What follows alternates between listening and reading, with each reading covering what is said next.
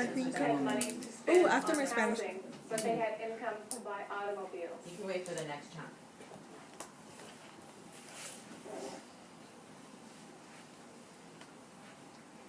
Automobile ownership expanded the distance that individuals could live from their place of work.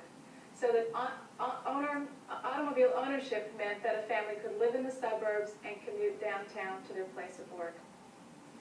With rising incomes, families also spent money on automobiles.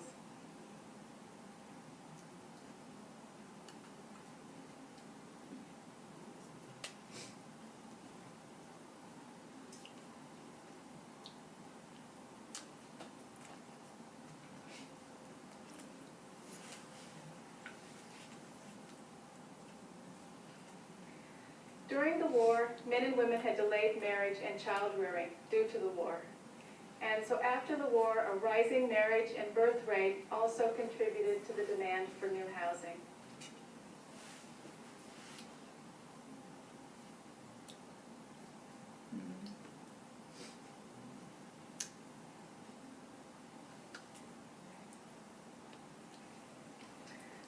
Aside from rising incomes, rising automobile ownership, and the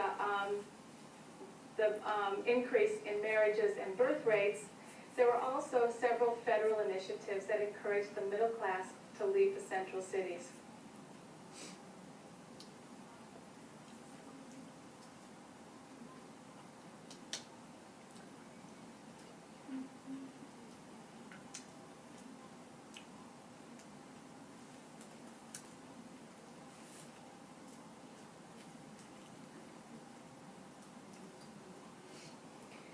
A first program was the Federal Highway Act. The Federal Highway Act put a tax on gasoline so that every time anyone buys a gallon of gasoline, they pay a tax. That tax was allocated to new road building, so that there was a huge pool of money to build new roads.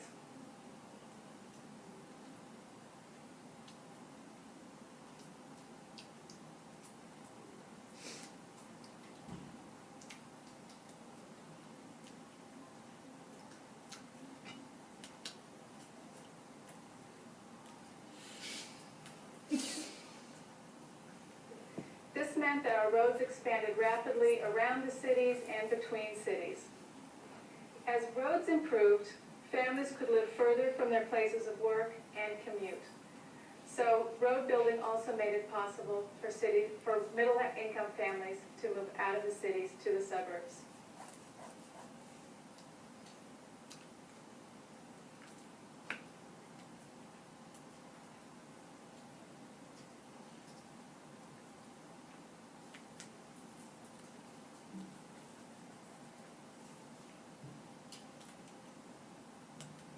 Remember during this time that employment was still centered in the central cities, so people were still attached to the central cities. They could live in the suburbs, but they had to come downtown for their jobs.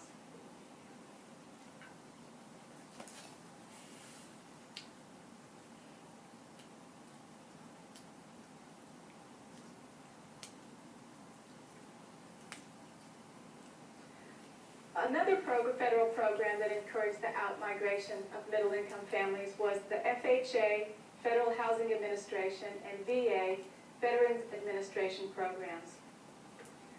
These two programs guaranteed loans that banks would make to homeowners.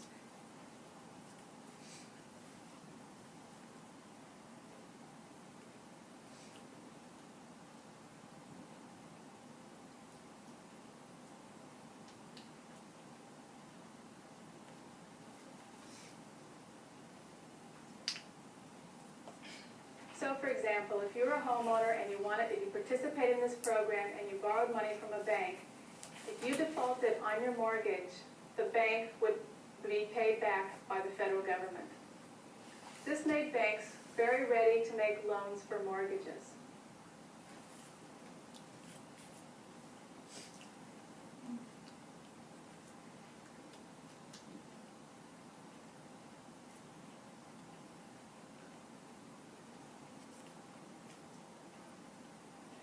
Also, mortgages were extended to 30 years off of the down payment was only 5%.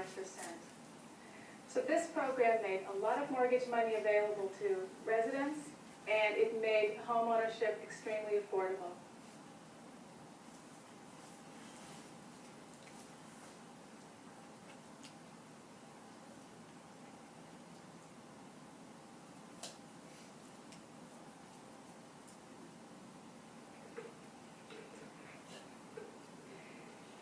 Moreover, it's encouraged moves to the suburbs because it was in the suburbs that you could own a home. In the central cities, you primarily had to rent.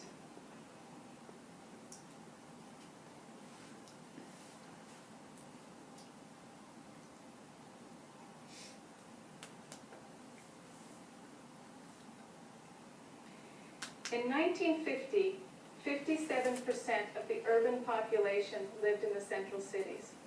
So in 1950, more than half of our urban populations were located in the down in the central parts of the city.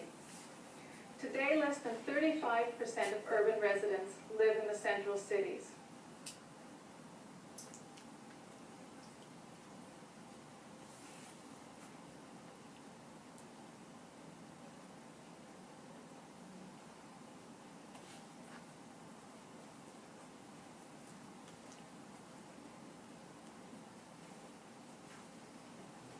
Moreover, the incomes of our central city residents, the average income of central city residents has gone down as middle-income families have moved out. For example, 16% of central city residents fall into the poverty category, while only 7% of suburban residents are poor.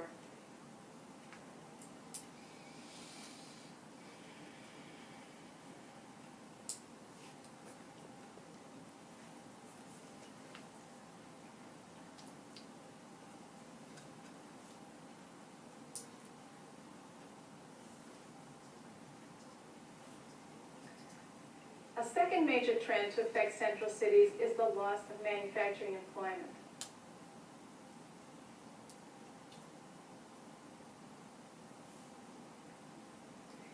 In 1950, about 37% of manufacturing employment in urban areas was located downtown.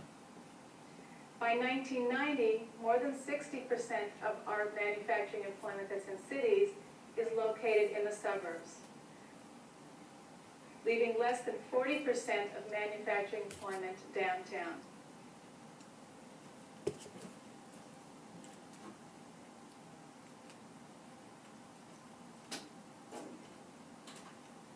All right, sit. Get some feedback.